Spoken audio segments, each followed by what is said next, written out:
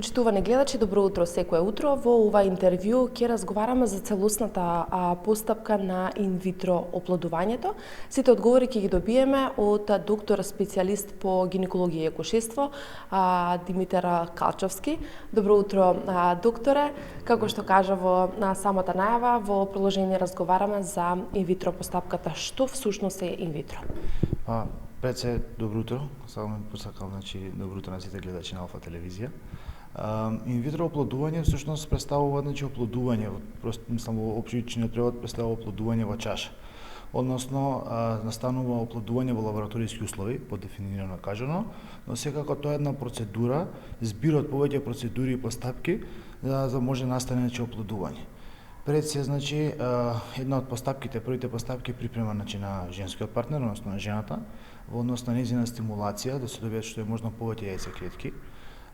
Потоа секако тука е припрема на машкиот фактор, односно на спермалната течност во лабораториски услови. По добивање на стимулацијата на жената се прави пункција на фоликулите, односно на јајниците, и добивање на јајцеклетки изолирани во лабораториските услови, односно во така наречени Петриеви чаши, каде што настанува спојување на женскиот генетски материјал, односно на јајцеклетките со сперматозоидот од машкиот фактор, од машкиот партнер. И истото тоа можност за нивно оплодување повторно да кажам, во лабораториски услови. По нивното оплодување, потоа во одреден временски период доаѓа до повторен враќање назад, односно ембриотрансфер во матката кај жената, каде што очекуваме да настане имплантација, односно внездување на истиот ембрион, еден или два ембриони, во зависност колку ќе се одлучи и самиот пар, и потоа нормално очекување на здрава бременост. Тоа е постапка која што веќе се работи подолг период и во Македонија, скоро 20 години се работи, и е постапка која што секако веќе станува рутинска постапка во многу здравствени установи во Македонија. Докторе, во голем дел од случаите, брачните парови гледаат жената да остане бремена по природен пат, но голем дел веќе во ова време се одлучуваат брачните парови и по инвитро постапка да се оплодат.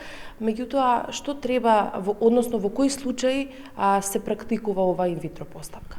Така, убаво кажавте, во ова време, ова време носи многу работи кои што едноставно не е како порано што било, сепак тука се многу стресни ситуации, секако секој човек има свое право да се исполни на професионален план, и се тоа доведува до некои секако си има реперкусиони со компликации, односно проблеми кои што може да настанат подоцна во периодот. Еден од главните фактори подоцна останување односно планирање на семејството во подоцниот временски период, како кај жената, така кај мажот, и сега тоа се носи до одредени проблеми, како што рековте вие, с големен процент на инвитро оплодувањето. Инвитро оплодувањето е постапка која што всушност асистирана репродукција, која што помага на паровите да останат бремени. Тоа, како да кажеме, помага, тоа не значи дека со сигурност они ќе останат бремени, но секако во голем процент им помага, особено за одредени моменти каде што до тогаш не сме имале можност тоа да го направиме. Тука еден од главните фактори е тубарниот фактор, кај жената, доколку она имала некакви проблеми претходно со запушени утрени туби, до тогаш не било можност за спонтано останување бремени. Во овој случај, секако тоа ќе биде решен момент. Секако тука е намалениот и машки фактор, одредени проблеми со спермата, намалена концентрација, намалена виталност, намалена подвижност. Сега би нови некои тестирања кои што се испитуваат за фрагментација, нистата, оксидативен стрес.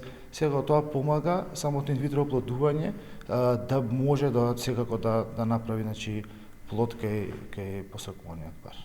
Што треба да знаат брачните парови за целосната инвитро постапка? Вака, во принцип, постои една преубава постапка која што е издадена од Министерството за здравство на Македонија, тоа е протокол кој што дефинитивно се целосно се сложуваме со него во однос на доколку значи се утврдат одредени, односно се започне како постапка за да се добие тој така наречен ваучер за инвитро оплодување. Во него се вклучени повеќе испитувања кои што треба да се направат, покрај крвни анализи на мајката и на таткото кои што секако треба да се направат. Едното испитување е HSG, односно хистеросалпингографија, како што напоменав да се провери породноста на тубите. Секако тука испитување на спермограм, значи испитување на машкиот фактор. Значи сето тоа укажува подоцна доколку има потреба дополнително испитување да се направат како 4D ултразвук, каде што ќе се добие формата на матката и секако внатрешноста на кавомутери.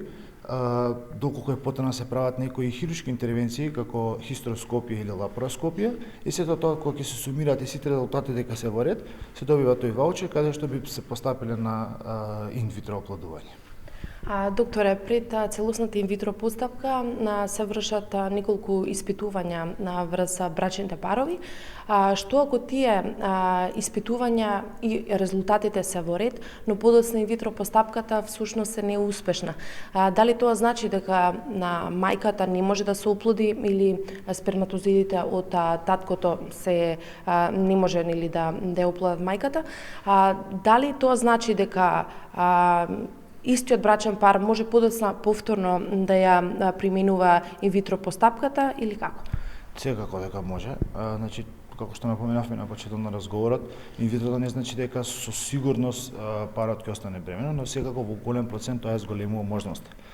Секако дека може да се потрудат за повторно инвитро оплодување, постојат, како што рековме, сега медицината иде многу напред, постојат разни методи, можности кои што овозможуваат и замрзнување на генетскиот материјал кој што е оставен или е оплоден, значи ембрионите кои што може подоцна да се прво повторно со истиот материјал, значи како што реков, тоа го нудат скоро сите здравствени установи кои што се бават со оваа проблематика во Македонија, така да секако се препорачува инвитро да се направи и повторно, доколку не е успешно првото или второто.